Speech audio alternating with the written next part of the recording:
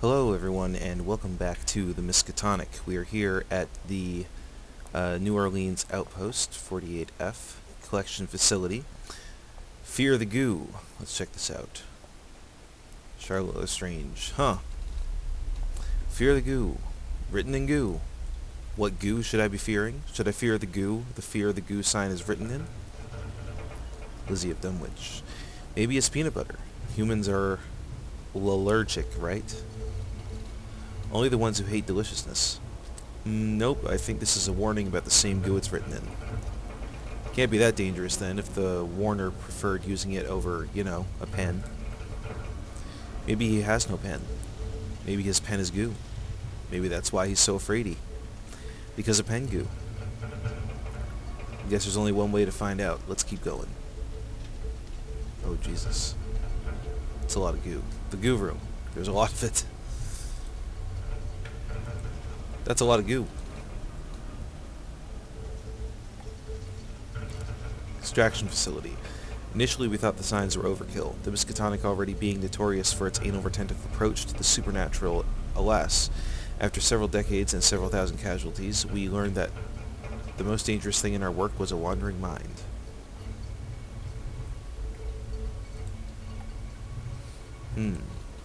Shit balls. The door's locked. So there might be goodies inside. Eldritch goodies. Look, it says there, extraction facility. This must be where they're getting the goo. We gotta get in there. Why? Because if someone tells me to fear something, I'd like to know exactly where that something comes from, and how to punch whoever made it in the head. Whoop some ass. Besides, it sounds exactly like something that the hottest new occult detective team in New Orleans would do, right? Solving some sick mysteries. Okay. Record all findings. Little Yanthe. They were allowed a small number of personal effects on site. Easier to just let them have their little trinkets than to enforce contraband rules, and the occasional knife in the gut for a supervisor was seen as an affordable expense. Looks like a syringe. That's a beefy-ass needle hole thing, too. The goo is either going into something or coming out of something. Either way, it looks like it hurt like hell.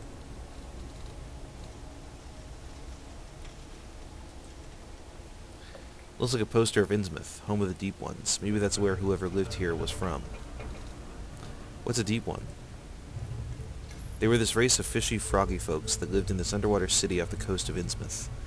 In exchange for plentiful fishing and crabbing seasons, they would mate with the local Innsmouth babes and create little baby hybrids. Apparently it was a pretty sweet deal until some wandering douche came through the town and ruined it. Went and told the government. They torpedoed the underwater city and rounded everyone up and sent them to concentration camps and whatnot. Kinda sad, really. I hear the little hybrid tadpoles are adorable.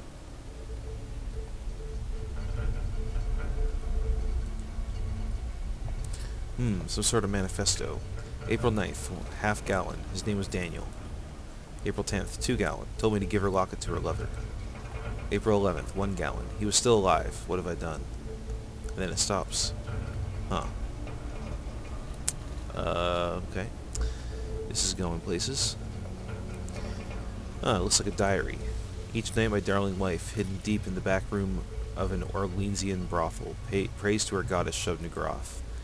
Keeping the faith, groovy.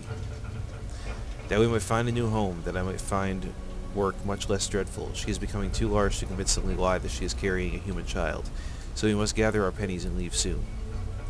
There's a little photo. Uh-oh. Oh, look at her. So pretty, so full of tadpoles. He's kind of handsome in that, amphibious way. Aw. Why is that aw? Why is that not ew? All the storybooks say there's no purer love than that between a girl and a frog. What? April 12th, 1936. Hey, that's yesterday. A new prisoner was delivered for ooze extraction. He claims he was a riverboat captain with a ship that sails up and down the Mississippi River. He claims that there is a Deep One refuge situated in Minnesota, wherein my people live and thrive, hidden from the university's horrific testing and the government's terrible camps. I shall rescue my beloved tonight, under cover of darkness, and we three shall make for Minnesota. I'll miss the radio call-in, and they shall send someone to investigate my squalid concrete prison, but we shall be long gone. Looks like the university was keeping this feller against his will. using him to extract goo from folks. But why? Maybe we should ask him. No way. If the university is as evil as this guy says they are, we best keep our mouths shut and do a little independent investigating. We gotta find out what this goo is, what they're using it for, and why they're being such bastards.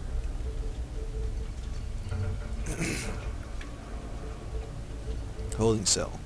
Every outpost, no matter how small, no matter what research it housed, had to have a holding cell. The topics we studied at the Miskatonic have an alarming rate of contagion. Not for holding delicious pastries. Fucking shit on my dick. Another goddamn locked door. You look angrier than you should be. Sorry, the concept of, privacy makes witches a little testy. Whatever. Let's find ourselves some keys and F these locks up.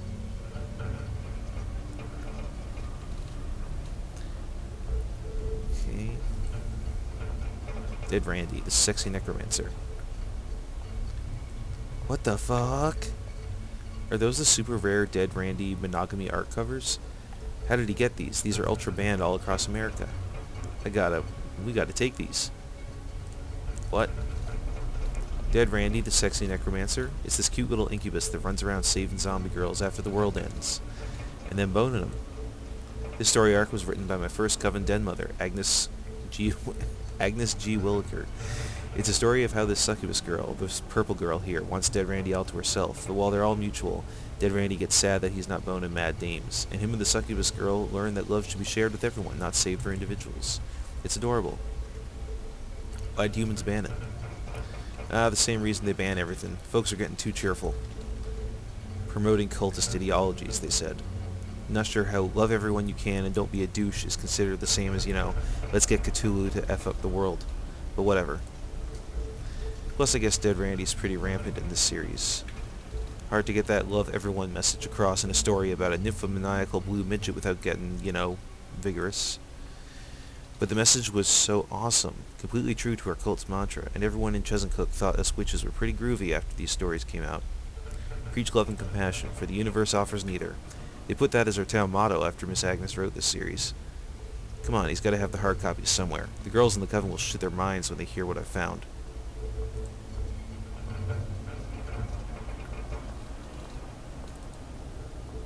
There it is. Death of a Deviant. Dead Randy, the Sexy Necromancer, Harmony Arc, Episode 1, Death of a Deviant, Spicy Dimes Magazine. Once again, Dead Randy finds himself expelled from the Incubus Academy of Hell for failing the not looking like a tiny idiot portion of the class. Forever exiled, Randy seeks refuge on the desolate earth, destroyed by a mysterious plague that leaves the land barren and all but zombies. Using his powers of necromancy, Dead Randy cobbles together another village made of bones and sinew, drawing zombies from all over the wasteland looking for a place to live. Once populated, Randy affectionately names his new town the Bone Zone. Oh yeah, I peek a few cute zombie girls in that shambling horde. One-way ticket to the Bone Zone.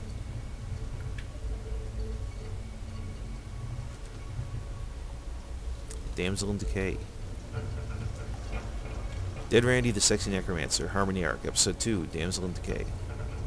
With the Bone Zone completed and the zombie villagers settled, Dead Randy enjoys a life of carnal luxury, but with the hordes of zombies come their arch enemies, the only living creatures left on Earth. That's right, packs of feral Pomeranians are attacking villagers of the Bone Zone, and when one of his lovely consorts are dragged away, it's up to Dead Randy to save her and drive away the feral pups. Man, he's humping the shit out of that zombie. I'm starting to understand why they banned this arc. Bloods aren't supposed to fall off.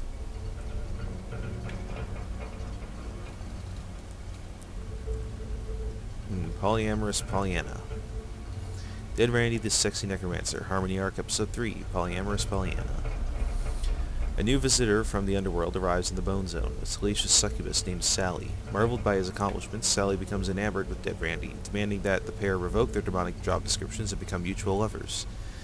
Shocked at the idea that another demon could love him, and much to the dismay of the hordes of zombie girls, Randy vows to become Sally's boyfriend. Poor Dead Randy, seduced by the idea of exclusive affection. Like my den mother always says, love 100 people and 1,000 people will love you back. Oh my god, more? Trouble in Paradise. Dead Randy, the Sexy Necromancer, Harmony Arc, Episode 4, Trouble in Paradise. After a few months of unrelenting ravaging, Randy and Sally start to become bored of their exclusivity, but while Randy aches to share his love with the rest of the village, Sally demands that he spend his pent-up affection on grinding through their turbulent relationship. Bad move, Sally. You got two folks going against their nature of sharing happiness with the world, desperately trying to keep their happiness between each other. Share it. I agree. Monogamy madness. Dead Randy the Sexy Necromancer Harmony Arc Episode 5, Monogamy Madness. Finally, Sally and Randy see the error of their ways. After an amicable breakup and a promise to remain sharing a portion, albeit a small one, of their love between each other, Randy and Sally tear through the Bone Zone, vigorously loving everyone in their path. Oh, I love a happy ending. I guess the last 40 pages are just meant to, lock the message down. Not quite sure what the zombie butts falling off is supposed to represent, but I'm sure Miss Agnes nailed the metaphor, whatever it is. Okay, now it's just Purdy. Well, that was fun. I learned about sharing affection with people I meet, being kind and caring, and learning not to judge others. Well, and how to bone mad zombie dames. Let's carry on with the investigation. Designated sleeping area. Look, before we go any further, let me just say that what we do at the Miskatonic is sometimes a little vicious, or a little sadistic, even objectively cruel. But it's necessary, alright? The universe is a writhing cauldron of unrelenting malice. What do we do what we do to make sure you don't realize that fact? Ooh, a key. A key to the holding cell. Let's head back to that locked door and check it out.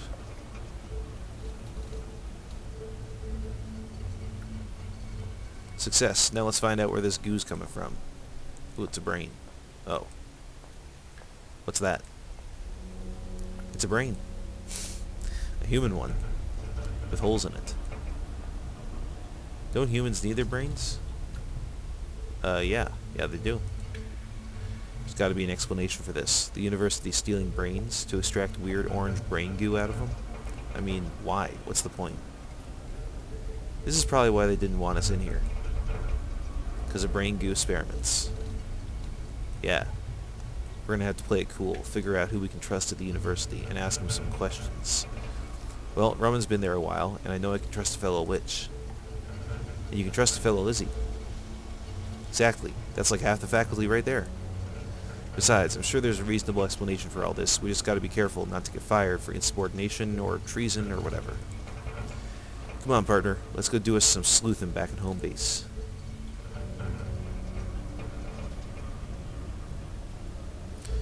Bob. So Charlotte, how was your assignment? Good. It was good. Knocked on the door, waited around outside for a while, no response, came back home. And you didn't go inside the outpost? Inside? Oh, no, I didn't go inside. Was told not to, so I didn't. Just locked the door and left. Huh, inside. You're crazy. Right. Well, we'll send a team to investigate and search for our missing researcher. Thank you, Charlotte. We had no intention of sending you on an assignment so early. So, what do we do now? You return to your quarters and get some rest. Tomorrow you start patrolling the occult science building. Right. Well, talk to you later, Bob. Looks like we're in the clear, Liz. Are we still being detectives? Damn right. We're gonna get to the bottom of this. But for now, let's get some sleep and start investigating tomorrow. Okay, see you tomorrow, Charlotte. I'm gonna go pray to Yog-Sothoth. See you, Lizzy. Alright. Is this really what the world looks like? There's like chunks missing. And chunks added. So the little witch girl had discovered that the university had been harvesting goo from kidnapped prisoners. But what was this strange goo, and why would the university be doing something so dastardly? Oh, and just so you know, I had no idea what they were planning. I was just that cute French girl that was vivisecting creepy monsters for the sake of education, oui? So don't go accusing all the university of being all dastardly. Some of us were as dumb as the little witch girl. Why do you keep calling me the little witch girl? I'm exactly the same size as you. Our story resumes with our little witch girl quietly investigating the strange orange goo while keeping up appearances as security guard in the occult science building. But what the little witch girl didn't know is that her loyalties were being tested at every turn. I'm 22. I'm a grown-ass woman. Voluptuous almost. Good morning, Miskatonic. Let me turn down the volume here. Good morning, Miskatonic. It's me, Mindy in the Morning, with the Miskatonic Morning Announcements. What is this morning you speak of? It sounds awful. First off, thanks to our dedicated and highly trained fodder, the Corporium is now host to a hefty portion of Cthulhu flesh, and all at a record cost of only 7 fatalities. Man, I'm getting fat. On to international news, the Miskatonic University's Canadian branch is suffering a Yeti infestation, brought about by their recent How Many Yetis Can We Get series of experiments. I can't tell if that means the experiments were a success or a failure. Is there a human resources department in this building? Only I'm wondering if the best way to start a work day is by blaring news about fucking Yeti apocalypse into my head. Call me crazy.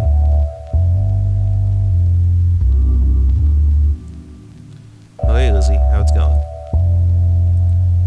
What you doing? Grime bath keeps all that New England atmosphere off so I don't get any extra bits and bobs sticking out of here and there like the folks here. Secret witchy trick. Wanna try some? What's lit? Oh, lavender, rose petals, sandalwood, ambergris, some guy's blood, mushed worms, horse placenta, powdered dog, a small assortment of rocks, bacon grease, squirrel, and peppermint for that tingly fresh feeling. Horse placenta. Like my dead mother used to say, ain't nothing gets through horse placenta. She drank a lot. They sent a team to New Orleans to investigate what we found, so we're on errand duty today. I think someone needs your help in the library. Okay, when my grime seeps in a bit, I'll go see what they want. Thanks, Lizzy.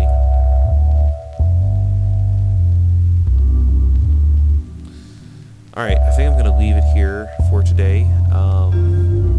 Did the New Orleans thing, so I don't want to be doing this for too long because I have to go practice with my band, but I hope you all enjoyed this installment of the Miskatonic. I know I did, and I'll see you in the next one. Until then, peace out.